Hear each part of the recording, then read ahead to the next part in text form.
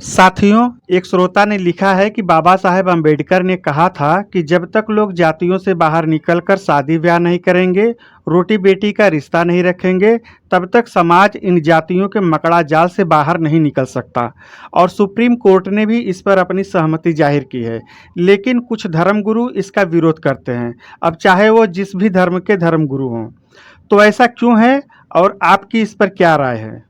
साथियों, supreme court चाहे लाख कह ले कि हर वयस्क को प्रेम व विवाह का मौलिक अधिकार है और किसी बजरंगी, किसी खाप, किसी सामाजिक या धार्मिक गुंडे को हक नहीं है कि इस अधिकार को छीने, मगर असल में धार्मिक संस्थाएं विवाह के बीच बिचौलिए का हक कभी नहीं छोड़ेंगी। विवाह धर्म की लूट का वह नटबोल्ट है जिस पर धर्म का प्रपंच और पाखंड टिका है और इसमें किसी तरह का कोई कंप्रोमाइज कोई भी धर्म नहीं सहेगा। सुप्रीम कोर्ट चाहे जो कहे, जो भी धर्म के आदेश के खिलाफ जाकर शादी करेगा, सजा सिर्फ उसे ही नहीं बल्कि पूरे परिवार और रिश्तेदारों को भी मिलेगी। सबको कह दिया जाएगा कि इस परिवार से कोई संबंध नहीं रखेगा, कोई पंडित, मुल्ला, पादरी शादी ब्याह नहीं कराएगा, शमशान में जगह नहीं मिलेगी, लोग किराए पर मकान नहीं देंगे, नौकरी नहीं मिलेगी। धर्म का जगव्यापी असर है। जब लोग 7 समुंदर पार रहते हुए भी कुंडली मिलान के बाद विवाह करते हों, गोरों व कालों की कुंडली भी बनवा लेते हों ताकि सिद्ध किया जा सके कि धर्म, रंग और नागरिकता अलग होने के बावजूद विवाह विधि विधान से हुआ है, तो क्या किया जा सकता है? सुप्रीम कोर्ट की फुसफुसाहट हिंदुत्व के नगाड़ों के बीच खो जाएगी। पारंपरिक शादियां चलती है तो इसलिए कि शादी चलाना पति पत्नी के लिए जरूरी होता है।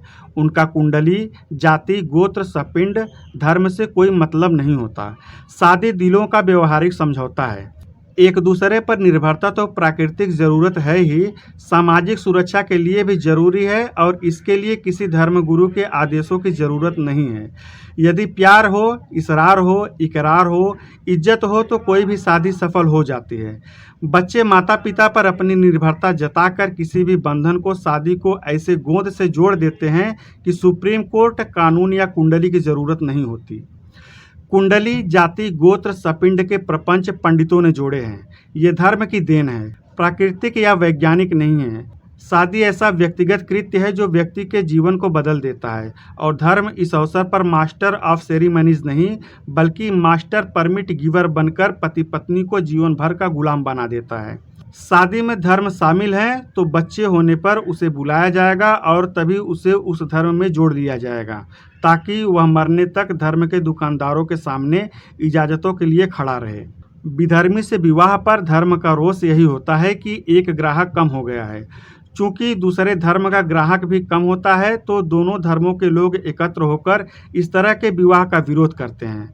आमतौर पर शांति व सुरक्षा तभी मिलती है जब पति या पत्नी में से एक धर्म परिवर्तन को तैयार हो जाता है। अगर उसी धर्म में गोत्र या सपिंड का अंतर भुलाकर शादी हो रही हो तो धर्म के दुकानदारों के लिए दोनों को मार डालने के अलावा कोई चारा नहीं होता। शहरों में तो यह संभव नहीं होता, पर गांवों में इसे चलाना आसान है, संभव है और लागू करा जा सकता है।